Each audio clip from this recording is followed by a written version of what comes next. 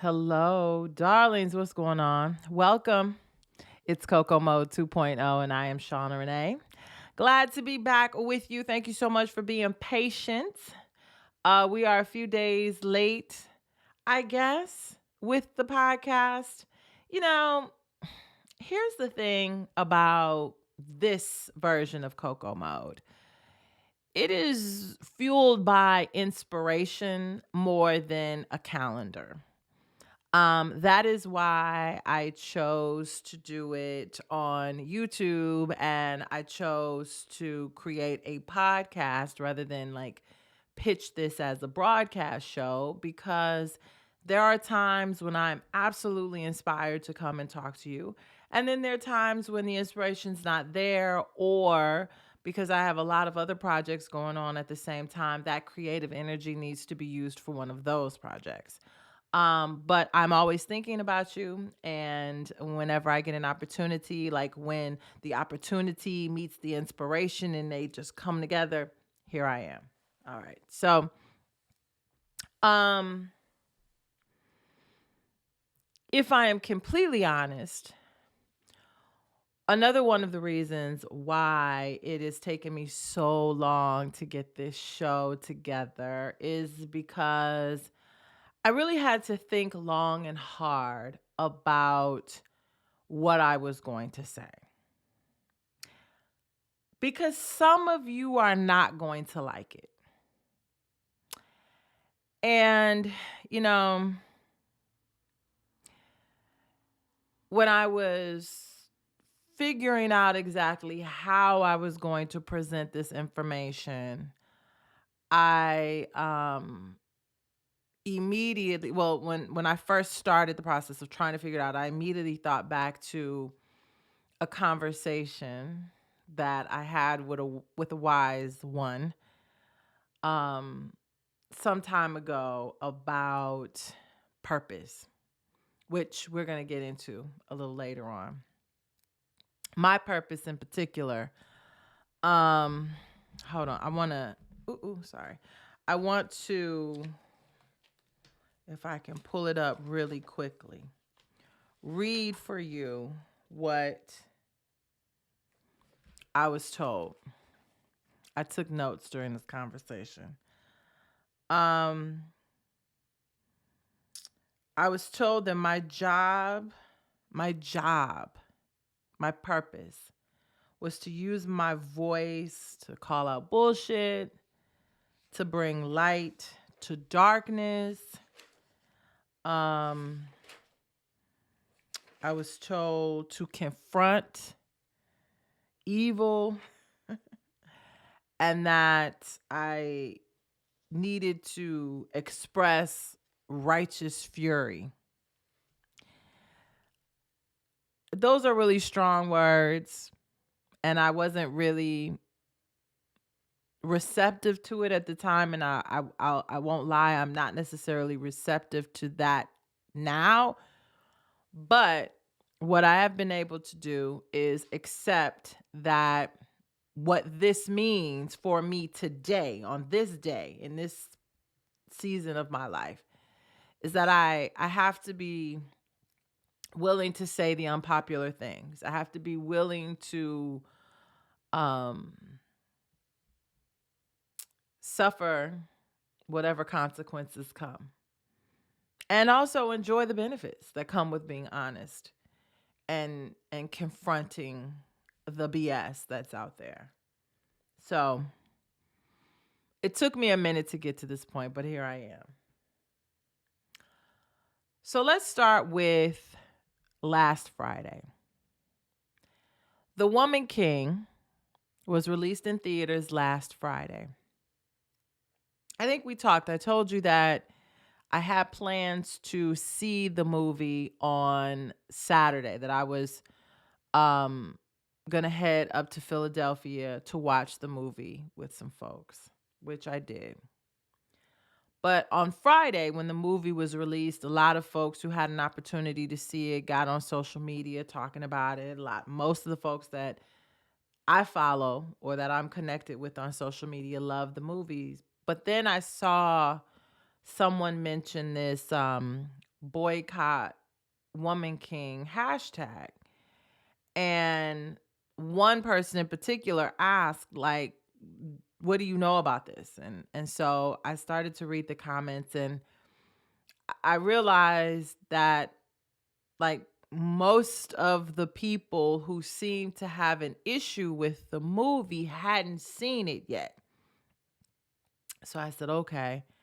I left a comment, and it was like, I'll reserve judgment. Like, I'm gonna go see the movie as it happens. I'm reading a book about the Agoji right now, so I'm really interested to see how they handle the story within the context of like a Hollywood movie. So we go to see the movie, and I come home to just write a few words about it, and this boycott woman king hashtag blows up. And I'm still confused. Like, why are we boycotting the movie again? Like, what's the problem? So I go and I look. What issue do people have with this movie? And the issue primarily was that they were against what they considered to be the celebration, the glorification of these women, these Agoji, or sometimes known as Amazon, because they represented and worked for the Dahomey kingdom, which amassed great wealth from the slave trade. And that is indeed true, that the Dahomey kingdom was involved in the sale, the capture and the sale of African people to Europeans who eventually shipped them over to the New World, the Americas. Absolutely true. So I thought, okay, I kind of get that. Like, I kind of understand why people would be a little turned off by this story. But then I thought more like, well, certainly as Americans, and especially African Americans, we can understand that having to fight for a kingdom or a country whose policies we don't agree with is not unfamiliar. Follow me here. So, how many of you have grandparents or great grandparents who fought in one of the world wars? My great grandfather enlisted in World War I, and my grandfather around the time of World War II. He was in the Navy, my grandfather, I believe. And my great grandfather was a cook in the Army, if I'm not mistaken. They were both black men. During the time of World War I and World War II, as black men, they were indeed second-class citizens. They did not enjoy a lot of the benefits that white Americans enjoyed at the time. There were policies, laws on the book that prevented them, that made sure that they could not enjoy the benefits that their white counterparts were able to enjoy. Yet, they still went forward with enlisting and fighting for their country.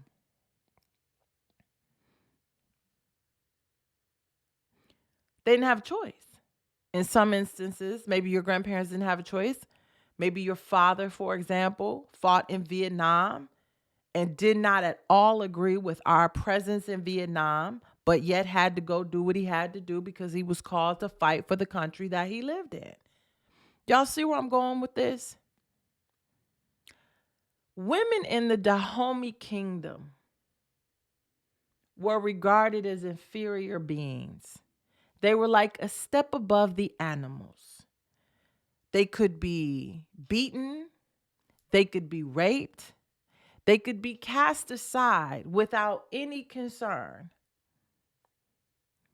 So those women who were given the opportunity to join the army, much like your ancestors, when given the opportunity to join the army, said, well, this might be a better situation than the one I'm in right now.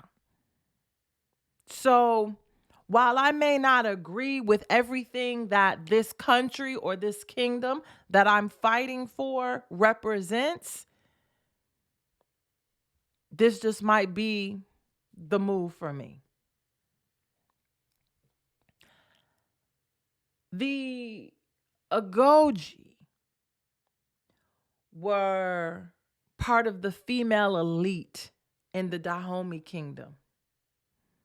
If you read history or you take some time out to listen to scholars, they will tell you that while like the everyday average regular folks in their communities were very much like patriarchal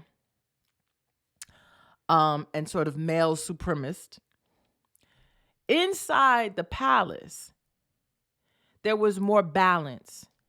There was an understanding that both male and female energy were necessary for the kingdom to run as it should. And I actually I'm going to recommend one book only because this is the one that I just finished reading.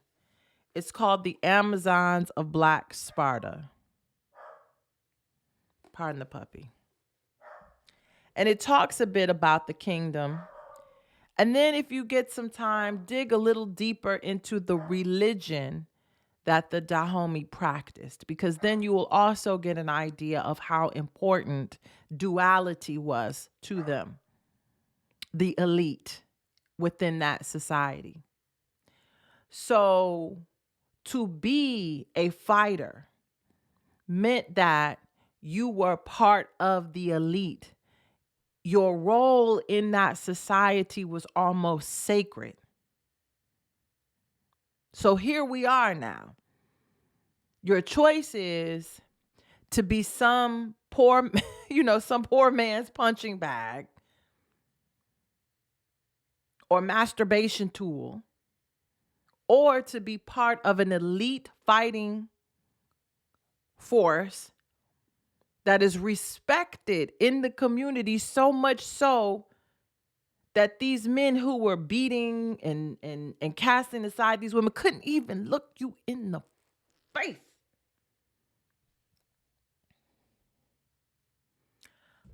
We certainly, as Black Americans, can understand why someone would make a decision like that. The decision to fight for a country or a kingdom that we don't necessarily agree with. Because sometimes signing up to fight that fight puts us in a better position than if we didn't. We understand this. So I really couldn't wrap my mind. I just didn't really understand why this movie upset people so much. The Agoji, they were real.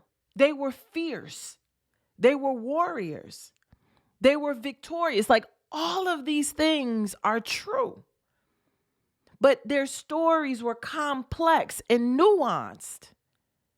And certainly we could understand that. Certainly we could understand that enough to go watch and support the movie.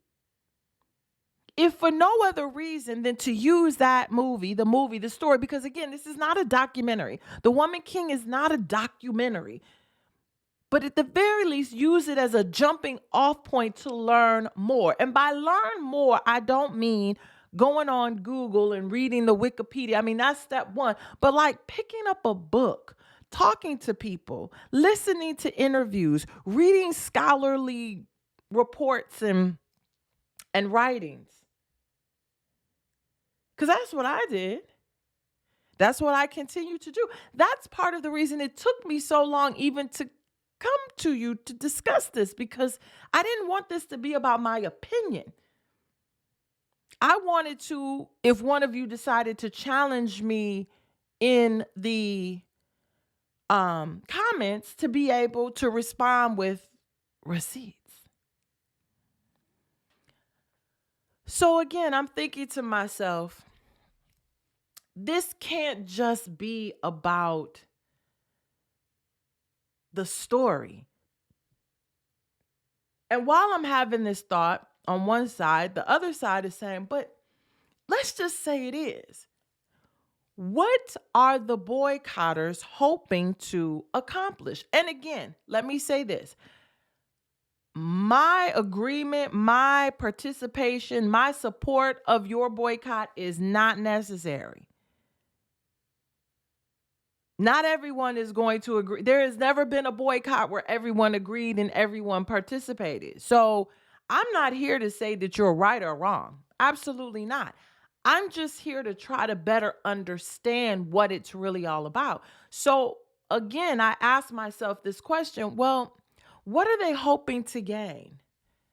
The obvious answer to that question is they are hoping that people won't watch the movie and that it won't be successful. It won't make any money and it'll just kind of disappear. Okay, then what? Are folks thinking that like boycotting this movie so that it is not a success is going to send this very specific message to Hollywood that says we will not support movies that glorify those who enslaved us, that will not glorify those who oppressed us?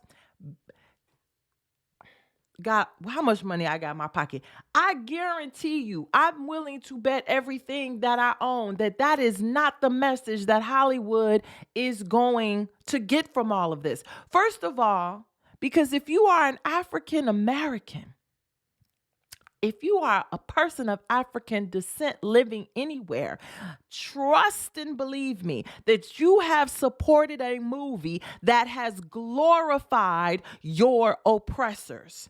Some of you are part of institutions that are built on the backs of your ancestors and are currently given hundreds and thousands of dollars to the descendants of your oppressors.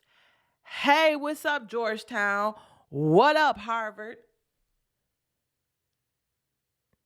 So we don't glorify you do it if you've seen a movie, about Europe, if you've seen a movie about any European kingdom, you've watched the movies about the queens of Spain and the queens of England. Love, you have seen a movie that glorifies your oppressors.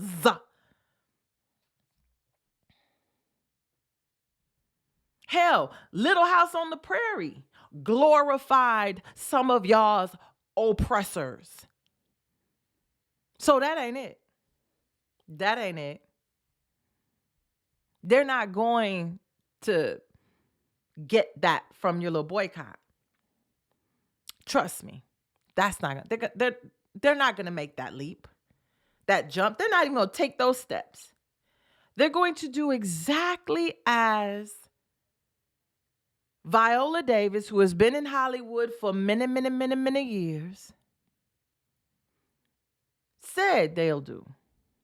They will make a decision to never make another movie about powerful Black women ever again.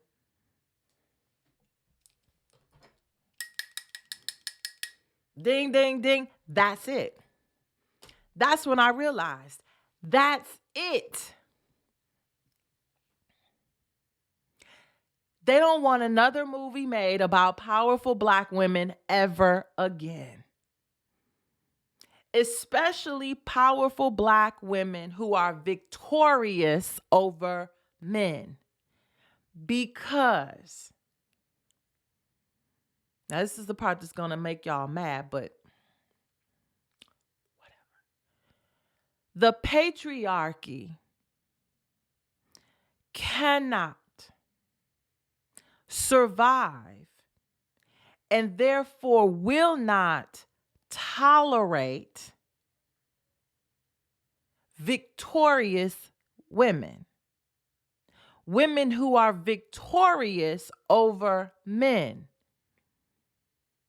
If the women win, the patriarchy falls.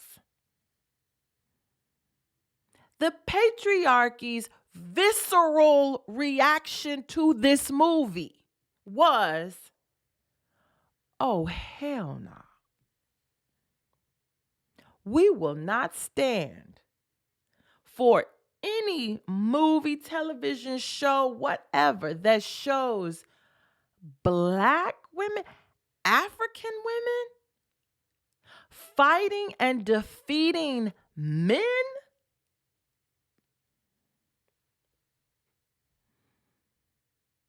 No, they're not going to stand for it.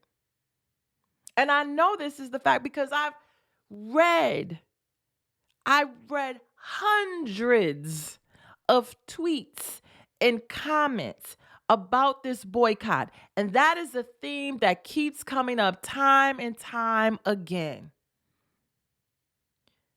That this idea of women defeating men somehow represents an imbalance or a shift away from the way things ought to be,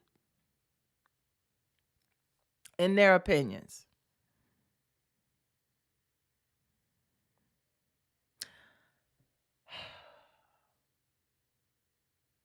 Then I started to think about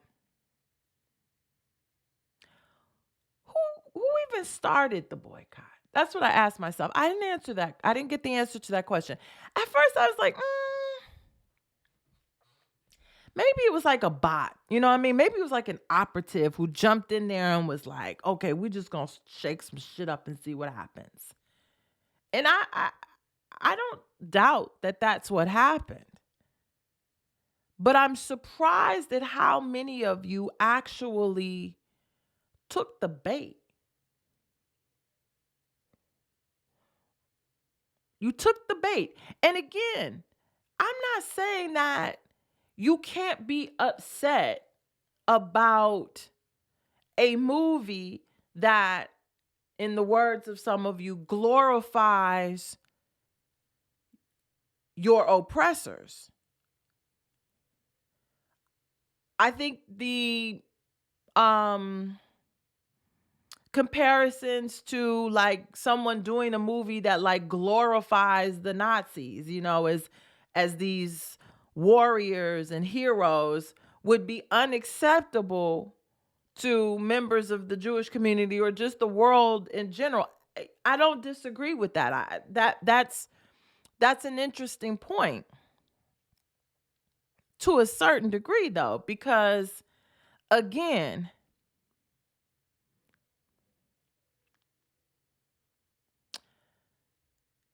that's not the truth of the Nazis. And also, let's be clear that the Ogoji weren't only battling other African tribes and nations, but they also got busy with the French as well. So again, the larger story is complex. It's complex and at the same time nuanced. So while I kind of get it, I'm feeling like that's not really a fair comparison. But feel free to disagree with me.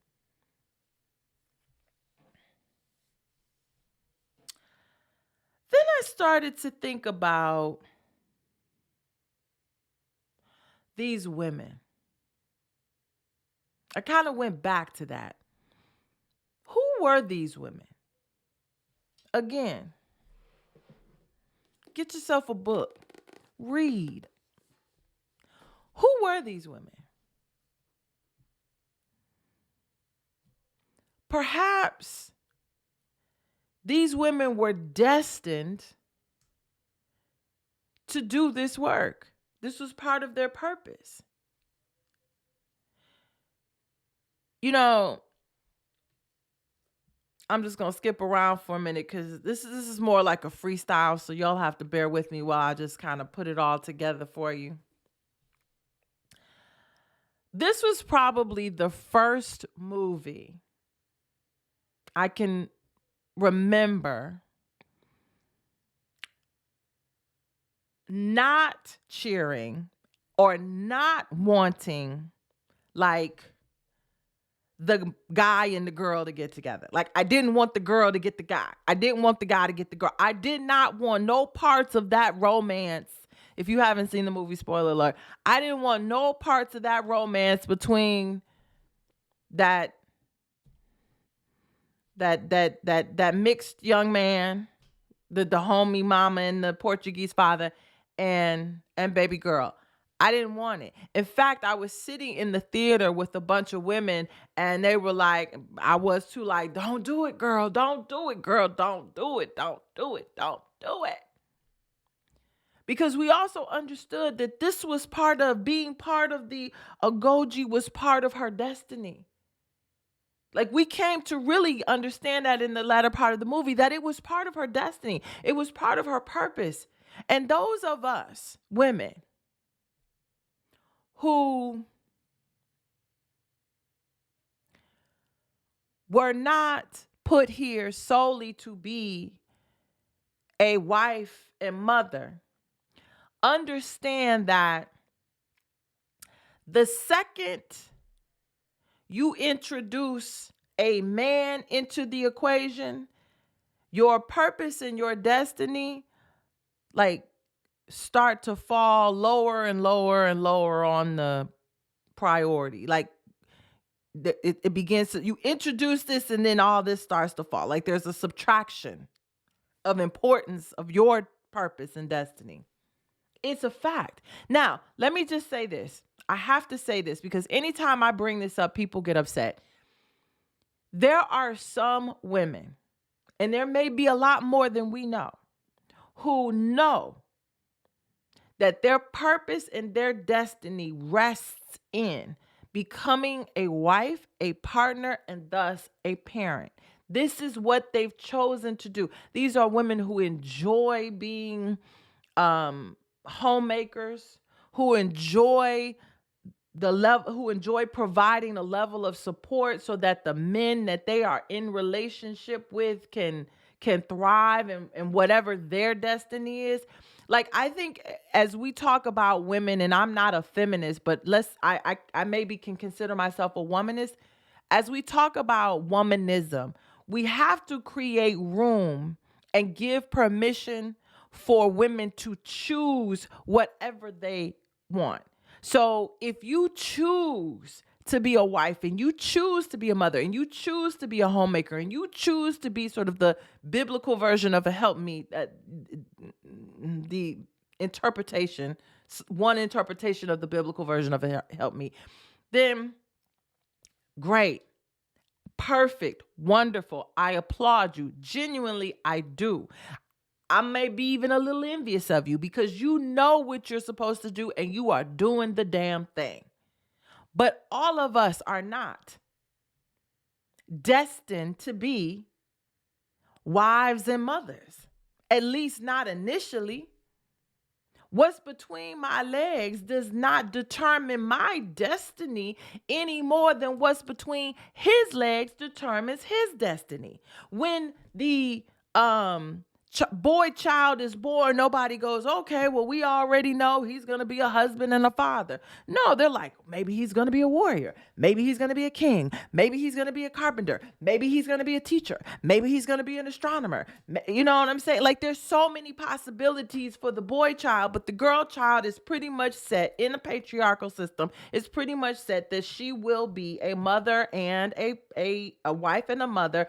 And her primary role is that of support, a supporter, a helpmeet for the men. What her entire life is built around that. But if you are living in a society where the elite and your religion understands duality, understands that both are necessary, and since both female and male, feminine and masculine energy are necessary for balance, there is a celebration of both and there is a respect of both. And so as a woman, you then too have a right to fulfill your destiny. Now, in the Dahomey kingdom, there weren't very many choices. I get this. There weren't a whole lot of choices. In modern day time, there's plenty of choices. And so as a modern day woman watching that through the lens, right? My own lens and the lens of my own experiences, I just said to myself, girl, go do what you're supposed to do for. Don't do it, sis. The second you mess around with this guy, your heart is going to be all torn open. You could possibly get pregnant. And this thing that you were born to do will no longer be available to you. And if it is, you are going to have to fight 3 times as hard to make it a reality because you have allowed this man now into your life. You have allowed this energy to distract you from your purpose. That's also what the patriarchy counts on.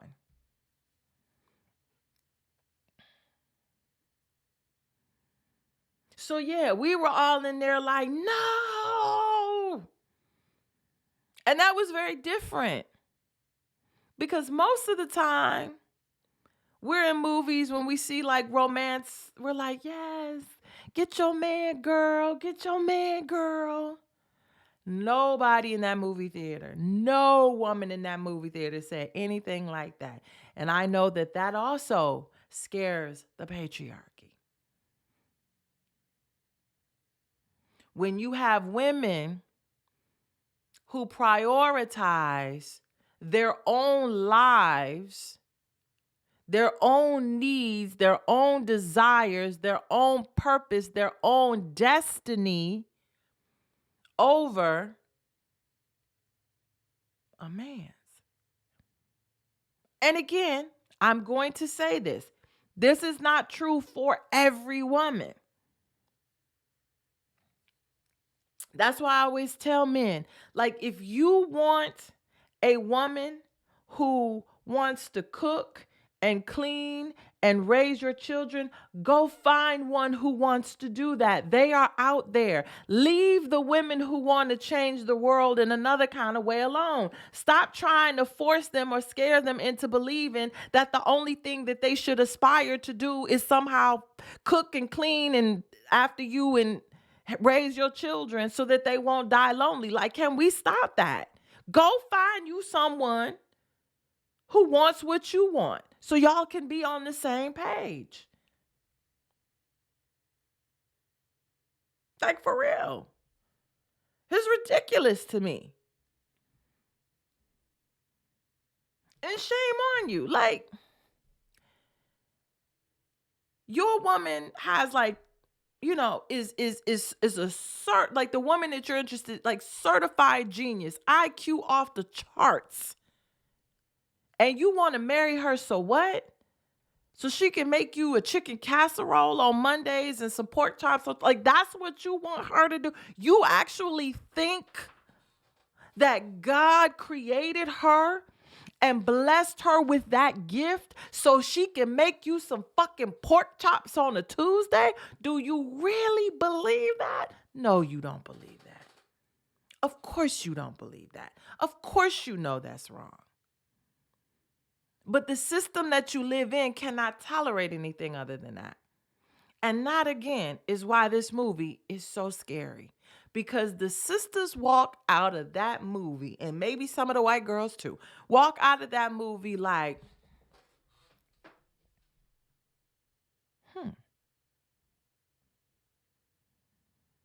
maybe there is room in this world for me. Maybe there is room in this world for my righteous anger. because that's something else that we are not given the opportunity to own: anger.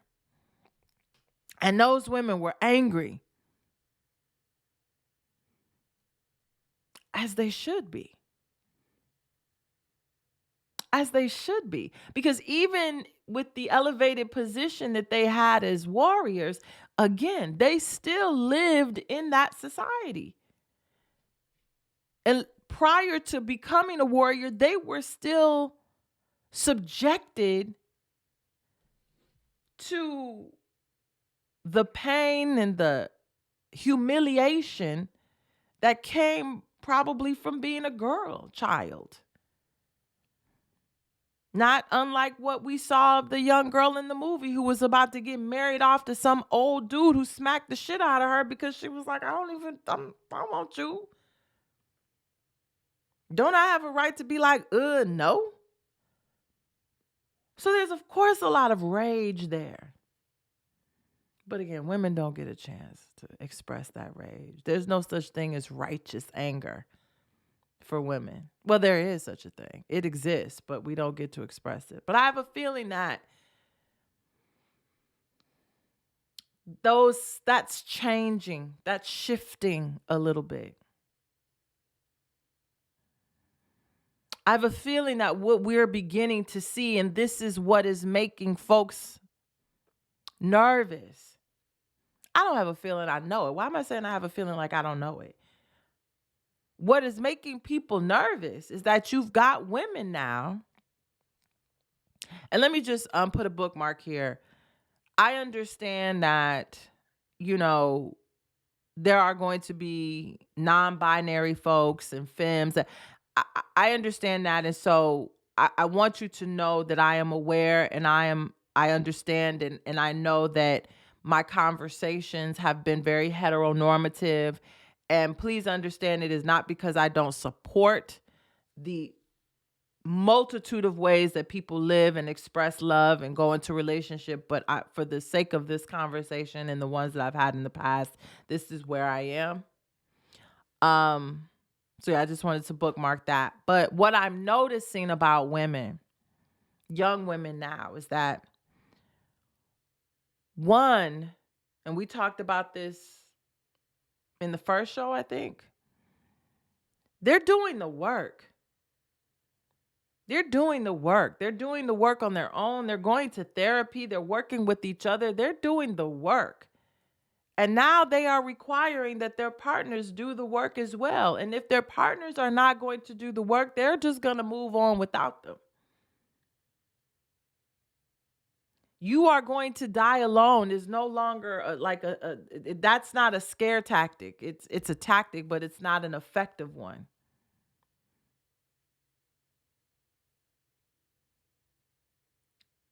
Well, because, did I say this before? The fact is most Black women are going to die alone anyway because Black women tend to date men who are older, and Black men tend to die younger than Black women. So the reality is they're probably going to die alone anyway. Y'all, the women ain't the ones scared to die alone. But I digress. What is also happening is that you are now starting to hear women speak up. I want to get this right. Hold on. Give me a second. Where are we with time?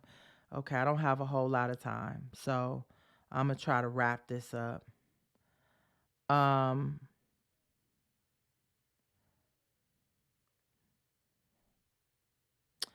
want to give this quote cuz this is one of my favorite Zora Neale Hurston quotes.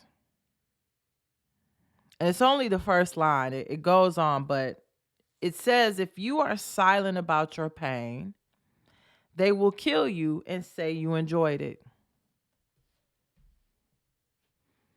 Your story will be written by those who kill you. And that story will be, well, she didn't say anything. Clearly, she was okay with everything that was happening. So these women now are like, oh, hell no. Nope. Don't like it. Nope. it's hurting. Nope, it's dangerous. Nope, it's not to my best. It's not in my best interest. Nope, nope, nope, nope, nope. And then of course they're getting labeled as being, disagreeable and, too opinionated and unattractive and unworthy and, all of these other labels that are thrown on women who are like, I'm not going to let you kill me and say and write that I enjoyed it. I'm not going to be silent about my pain. I'm going to speak up. And that means that at some point, we're both going to be held accountable for my pain. And the outcome of that pain, that's what's happening now. We are no longer quiet inside. And let me just say this. Because I was going to say, we're no longer the quiet type that just, kind of quietly and gently express the way that we're feeling. And that's not true. Some of us are like that. And I'll be honest with you. I spent the summer studying with Queen Afua. If you're not familiar with her, she wrote the book, Sacred Woman. If you go to my Instagram page, Shauna_Renee_IG. If you go back to last summer, you'll see a lot. I talk a lot about that experience. And it was a very helpful experience. And she does teach that there are times when, women kind of need to bring it down, lower one's voice, find a much more gentle and loving and peaceful way to express issues, to express their feelings, their desires, and things like that. I do believe that there is a time and place for everything. But when it is a matter of life and death, you got to scream. You got to yell. Because it has been my personal experience. And it has also been the experience of people that I know, that if your pain and discomfort benefits someone in your family, in your company, in your space, in your relationship, someone else, then they'll like mysteriously develop a hearing problem. They won't hear you. So you have got to say, I'm hurting. I'm tired. I'm overwhelmed. I'm feeling anxious. And then that has to be followed up with, and I'm not going to accept this as normal. Therefore, I will be making choices, different choices. I will be setting boundaries around what it is that I want, what it is that I need, what I'll do, what I'm not going to do, what I will allow you to do. We're going to talk about boundaries every week on this piece because I'm a big advocate for it, primarily because I, for so long, had raggedy boundaries. Believe it or not, in certain aspects of my life, not in all. There were certain parts of my life where my boundaries were rock solid, baby. But then as rock solid as they were in one aspect, they were just raggedy and burnt down in others. It wasn't until I got all of my boundaries right that things started to change for the better. And yes, it meant that some people had to fall off. Some people had to change. I had to change. I had to make different decisions. But that is what is necessary. So that is what I am encouraging women to think about, and men too. You have a right to set boundaries as well. You have a right to be vocal about your pain as well. I don't think Zora was just writing that about women. I think she was writing that about Black people in general, that you cannot be silent about your pain. So, brothers, yes, speak up. If you are in pain, if something is bothering you, you're hurting, you're overwhelmed, you can't figure it out, speak up. For God's sake, speak up, and then be willing to accept the help however it shows up. And the help might not show up as some woman who is just going to take all of that burden off of you and put it on her shoulders. The help might show up in the form of a therapist who is going to teach you how to lessen your load on your own so that you don't become a burden for somebody else. We all need to speak up.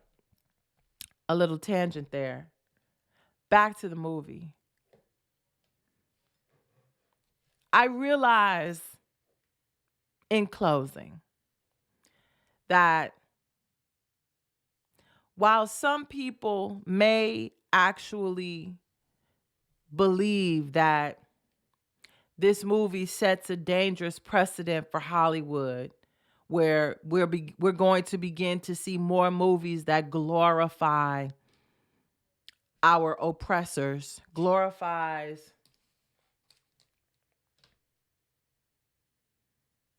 I wanted to write this down for not supporting a film depicting it that glorifies violence against us. I do believe some people believe that, and again, I'm not here to say you're right or wrong. If you want to boycott the film, boycott the film. You have every right. There have been films that I boycott. I'm not necessarily vocal about it, but there are going to be things that I'm not going to watch. Plain and simple. I don't watch slave movies. I haven't seen, 9 years of slave. I didn't see that. Hell, I don't even think I've seen Roots all the way through. Just Django. I didn't watch Underground. I didn't see Queen. None of them. You know why? Because I don't need to see that shit on television. I don't need to see it. And I don't believe that it's made for me anyway. I've read about it. I've actually listened to recordings of former enslaved people talking about their experiences.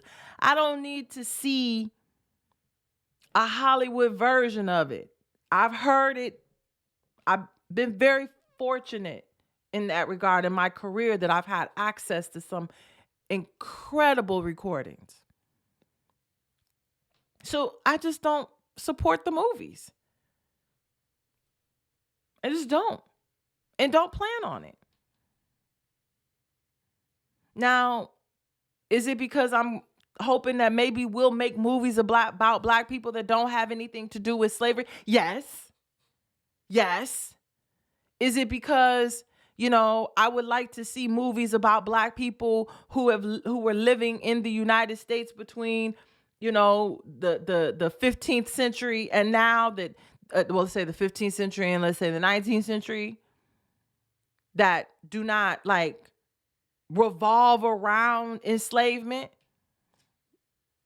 Sure. Yes, I would. There were freed people during this time.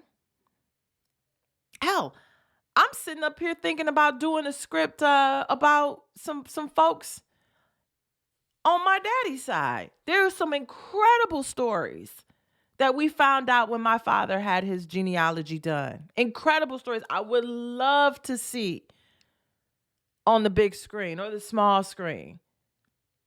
The stories, I'm sure there's some stories in your own family. So again, I get it. I get that part. But I don't think that's it for most of y'all. I think there's something deeper that needs to be explored, that needs to be discussed that maybe in your therapy sessions you need to bring up. And that is, what scares you about powerful, strong, enraged, sometimes violent women, Black women in particular? What feels different when you see the Dahomey Amazons as opposed to like when you see the Zulu warriors? I wanted to give you kind of an African comparison. But or when you watch, I don't want to say Game of Thrones, but I immediately thought of Game of Thrones when I saw like one of those first fight sequences. I was like, oh, okay, I've seen this before. But Game of Thrones was like completely made up. But like, what was this? What was this show my husband used to watch?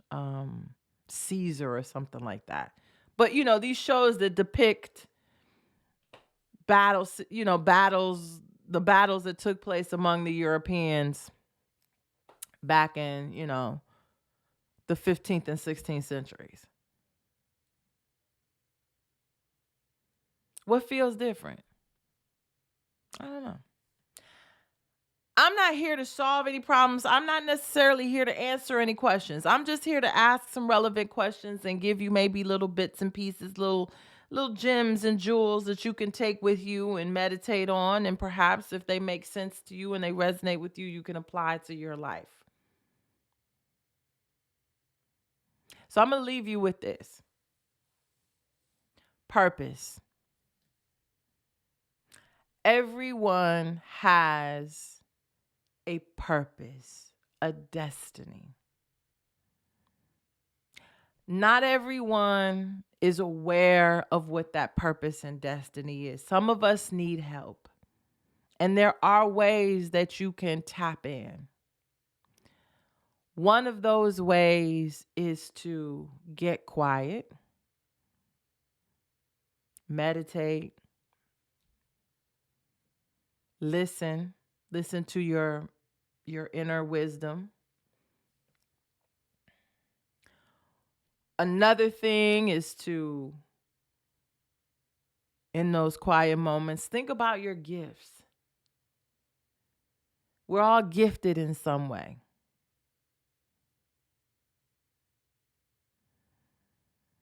I have a gift, the gift of gab. I'm going to tell y'all a story next week. I have to write this down.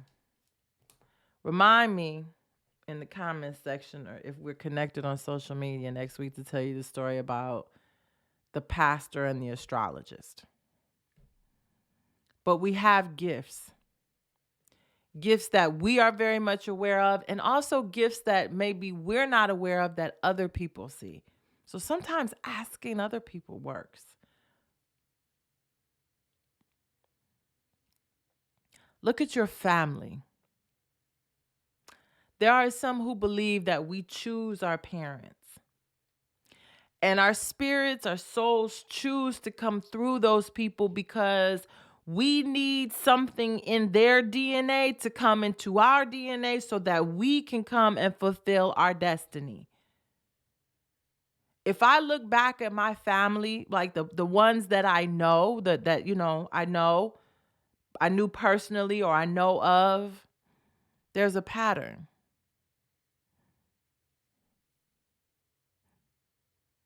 That helped me determine for myself what I was here to do. So look at your folks. Did your mama cook? Did your grandma cook? Did your great grandma cook? Did you hear that your great great great great grandmama used to sell plates? I mean,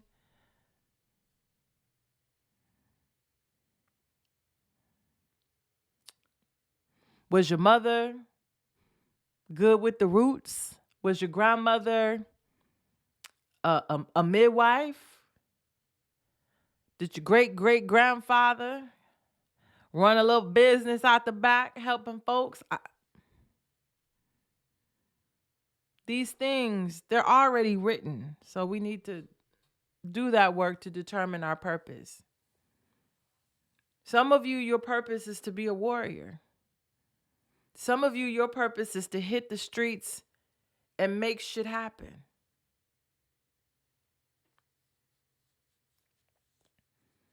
And understand, sisters, if your destiny is to be a warrior, if your destiny is to express that righteous anger, understand this.